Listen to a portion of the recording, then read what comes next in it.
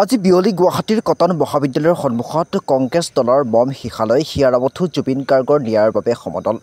অসম গৌৰৱ জুবিন গাৰ্গৰ মৃত্যুৰ উচিত ন্যায়ৰ বাবে অসম প্ৰদেশ কংগ্ৰেছ দলৰ বম শিখালৈ সমদল উলিয়াই আজিৰ সমদলত বিশেষকৈ প্ৰদেশ কংগ্ৰেছৰ সভাপতি গৌৰৱ গগৈ, প্ৰাক্তন সভাপতি ভূপেন বৰা, ৰিপুণ বৰা, ৰকিবুল হুছেইন, বীৰা বৰঠাকুৰকে ধৰি দলৰ বহুতো নেতা সদস্যই উপস্থিত থাকে।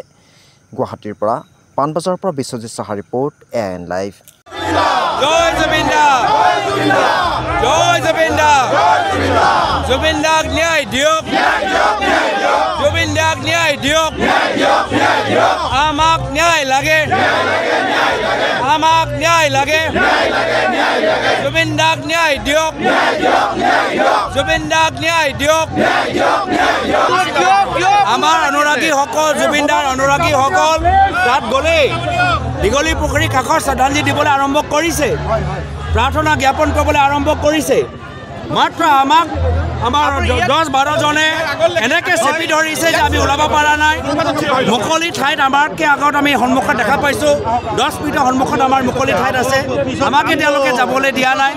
নিশ্চয় কোনোবাই তেখেতক ওপৰৰ পৰা নিৰ্দেশ দিছে যে আজি জুবিন দাৰ অনুৰাগী হিচাপে আমাক দীঘলী পুখুৰীৰ কাষত তেওঁলোকে যিসকলে নিৰ্দেশ দিছে তেওঁলোকে জুবিন দাৰ ন্যায় পক্ষত নহয়, তেওঁলোকে জুবিন দাৰ ন্যায় পক্ষত এই গোটেই গণ আন্দোলনটো দুৰ্বল কৰিবলৈ বিচাৰে, হাইজেক কৰিবলৈ বিচাৰে।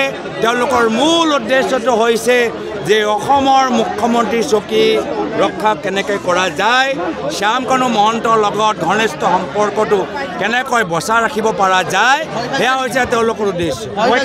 নিশ্চয় কিছুমান তথ্য আছে, শ্যামকানু মহন্তৰ লগত কিছু তথ্যবোৰ আছে যি কাৰণত তেওঁলোকে প্ৰকৃতভাৱে ন্যায়টো নিবিচাৰে, যি তাৰ বাবে আজি প্ৰকৃত ন্যায় দাবীত আজি আমি ওলাই আহিছোঁ। ইয়াত চব আমি আমাৰ কোনো ইয়াত দলীয় পতাকা নাই, আমি সকলোৱে ইয়াত অনুৰাগী।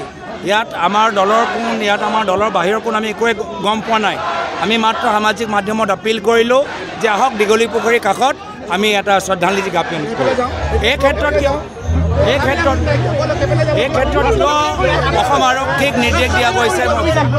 জুবিন গাৰ্গে তেওঁ গানত লিখিছিল যে অমানিশা সাৰে আছে, সাৰে আছোঁ মই। এতিয়া সমগ্ৰ অসমৰ জনসাধাৰণ সাৰে আছে, কাৰণ চৰকাৰে জুবিন গাৰ্গৰ ন্যায় বিষয়টো কুঁৱলী কৰিব বিচাৰিছে।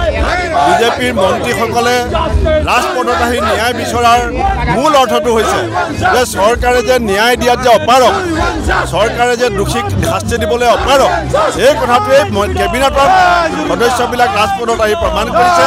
আৰু বিজেপিৰ সভাপতি দিলীপ শইকীয়াই কৈছে যে চৰকাৰে ন্যায় দিব নোৱাৰে। চৰকাৰে যদি তদন্ত পানী নসৰাকৈ কৰে, চৰকাৰে যদি দোষীসকলৰ বিৰুদ্ধে প্ৰয়োজনীয় তথ্য পাতি সঠিকভাৱে যোগাৰ কৰিব পাৰে, তেতিয়াহ'লে জুবিন গাৰ্গে ন্যায় পাব। তাৰমানে চৰকাৰে হুংকা পিছলা কৰিছে, উপাৰ হিলা নেতি লৈছে।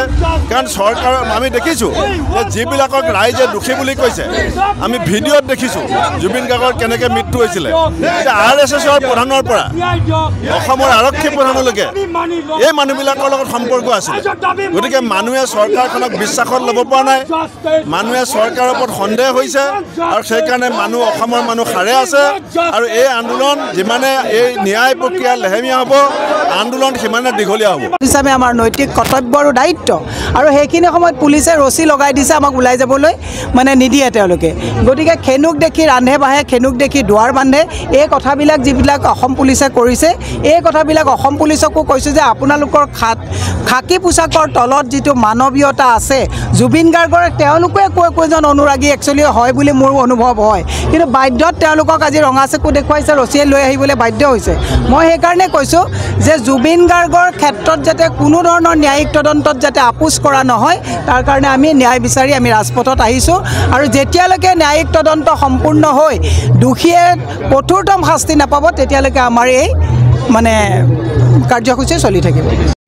যিকোনো খবৰৰ বিজ্ঞাপনৰ বাবে যোগাযোগ কৰক 7896121996।